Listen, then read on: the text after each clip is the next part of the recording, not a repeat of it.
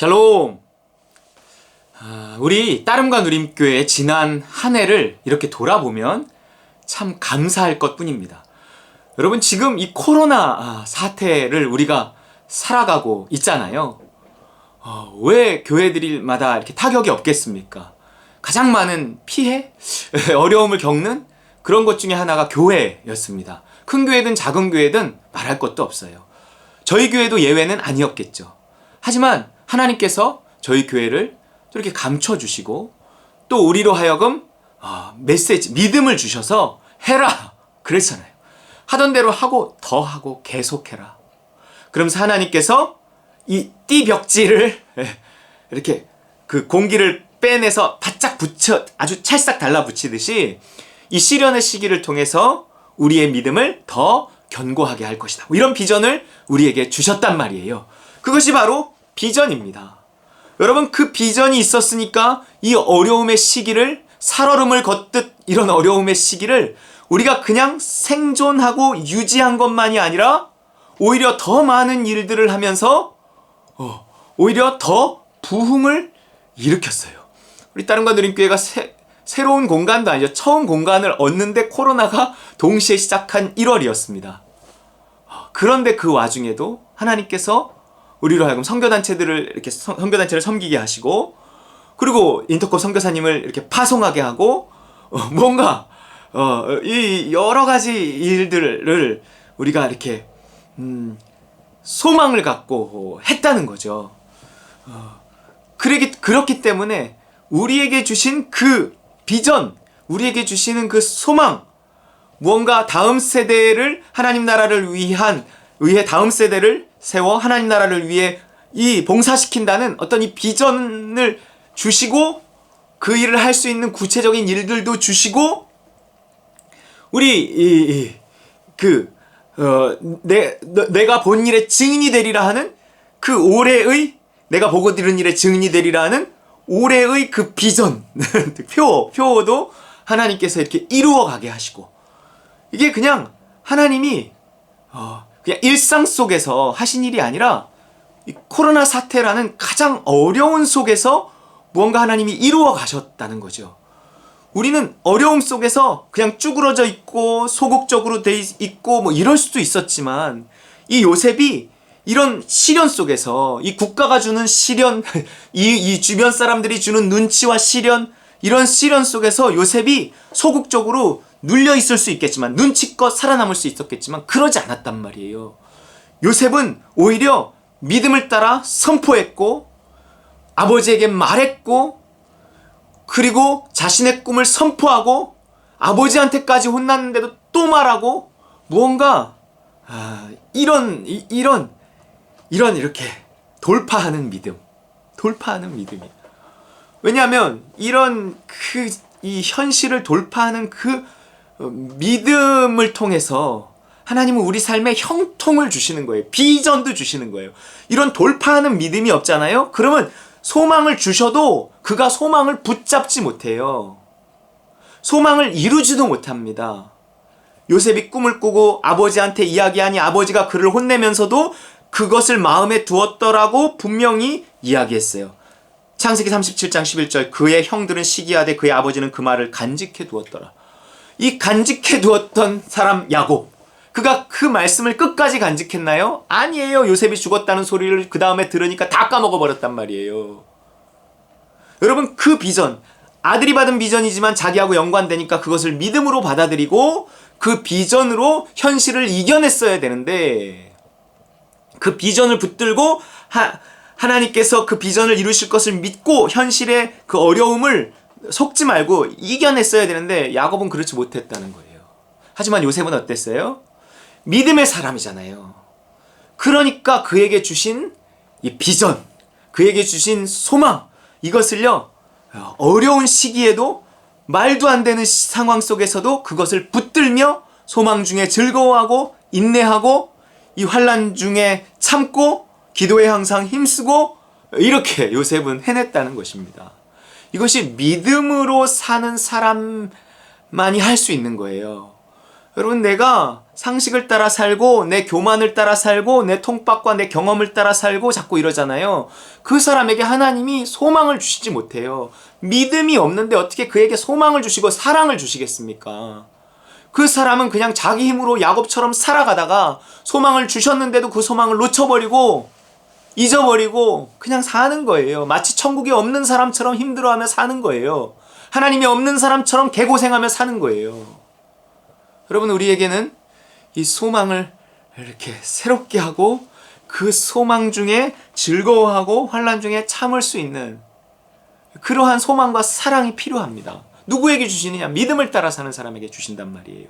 그래서 믿음이 중요한 겁니다. 내가 오늘 하나님 나라에 속해서 하나님 나를 십자가에 못 박습니다. 내가 오늘 하나님 나라에 속해서 믿음을 따라 살게 해주십시오. 하나님, 내가 살아온 삶이 있기 때문에, 하나님, 내가 이스마엘을 키우며 살아온 삶이 있기 때문에 자꾸 하나님의 뜻을 자꾸 구하지 않고 구해도 잘 모르겠고 그러니 여전히 내가 내 마음대로 살고 있습니다. 용서해 주십시오. 나를 십자가의 피로 정결하게 하시고 나를 다시금 십자가에 못 박사오니 주님 제발 하나님, 내가 죽고 예수가 살 수 있도록 주여 아버지 도와주십시오. 얼마나 이런 기도로 하루를 시작해야 합니다. 그리고 나를 십자가에 못 박고 죽고 부활해서, 세상에 대해서 죽고 하나님 나라에 대해서 부활해서 하나님 나라에 속한 하루, 하나님의 통치가, 하나님 나라, 하나님 통치하시는 나라잖아요. 하나님 통치를 받는 하루, 믿음을 따라서 어떻게든 살아가는 하루. 그렇게 믿음을 붙들고 살면서, 믿음을 따라 선택하면서 그 믿음으로 말미암아 시련을 당할 때 하나님은 나에게 이런 비전을 주시고 나에게 사랑을 부어주시고, 그러면서 정말 하나님의 사랑을 이렇게 맛보면요, 그것이요 천국을 맛보는 것이기 때문에 천국에 대한 소망이 더 커집니다. 여러분, 내가 믿음을 따라 살면서 인내하면 그 인내할 수 있도록 도와주시는 분이 있는데, 그러니까 시련보다 은혜가 크잖아요. 그러면 그거 이기는 거예요. 어떤 사람의 시련의 이야기를 들었는데 너무 힘들게 들려. 어떻게 그 고생을 하며 살아왔어요. 그런데 그 은혜보다, 그 고난보다 은혜가 컸기 때문에 그가 이기고 살아온 거지 그의 능력이 아니란 말이에요. 그런데 나의 삶을 생각해 보세요. 저 사람에 비해서는 나는 정말 세 발의 피야. 아무 어려움도 별로 없는 것 같아. 그런데도 나는 왜 이렇게 힘들지? 나는 저 사람 같은 시련도 안 당했는데 나는 왜 이렇게 힘들지? 왜 이렇게 힘들까요? 나의 시련은 저 사람보다 작아도 저 사람보다 받은 은혜가 더 훨씬 내 고난보다 적으면 그건 너무 힘든 삶이 되어져 버리는 거예요. 아주 작은 고난에도 무너지고요. 작은 고난에도 신앙을 버리고요. 작은 고난에도 자살하고요. 이럴 수 있단 말이에요. 왜요? 시련보다 은혜가 작기 때문에 그렇습니다. 그렇기 때문에요, 시련보다 은혜가 크려면 믿음을 따라 살아야 된다고요. 내가 믿음으로 가는 길에 하나님은 그분의 사랑을 부어주셔서 그 사랑이 나로 하여금 인내하게 하고 뭔가 그것을 이겨내게 하면서 소망을 갖게 하시는 거예요. 하나님의 사랑이 부어지면 뭔가 이렇게 기대감 같은 게 생겨요. 기대감. 우리 다른과 누린교회가 이렇게 그 여러 어려운 중에도, 정말 가장 시련 중에도 믿음을 붙들고 믿음을 따라 행하니까 하나님의 사랑이 우리 교회에 부어지면서 우리 교회에 여러 소망을, 이렇게 비전을 부어주시고 소망을 주시면서 한 해를 이렇게 살아오게 하셨는데, 여러 주변에 누가 코로나에 걸렸고 확진자가 있고 이런 얘기가 있었지만, 이 주변에도 있고 우리 성도들이 각각의 삶 속에서도 있었지만, 누구 하나 그것들을 이렇게 직접적인 피해 없이 어쨌든 잘 이렇게 왔단 말이에요. 참 조심스럽지만 다 은혜죠. 하나님 해라 그랬거든요. 그냥 그 말씀 붙들고 그 명령 붙들고 그 믿음 붙들고 왔기 때문에 하나님께서 그 믿음이 있는 곳에 하나님의 사랑을 부어주셨고 우리에게 소망을 갖게 하셨고, 그리고 뭔가 이렇게 잘 풀려가게끔, 성도들의 삶을 잘 풀려가게끔 하셨어요. 우리가 이것을 어쨌든 내년에도 이어가고 계속 올 말에도 이어가고 내년에도 이어가고 이어가야 한단 말이에요. 그러려면, 여기에 동참하려면, 이 소망과 사랑에 동참하려면 믿음에 동참하셔야 합니다. 그래서 믿음을 따라서 우리 해야 돼요. 내가 지금 이 코로나 상황에서 하나님께 어떻게 예배할 것인가? 내가 어떻게 하나님께 순종할 것인가를 다시 한번 묻고, 이 교회에 속한 사람이라면 분명히 이 교회에 주시는 그 믿음을 따라야 한단 말이에요. 그래야 이 교회에 복을 주실 때 그 복을 함께 누릴 수 있다고요.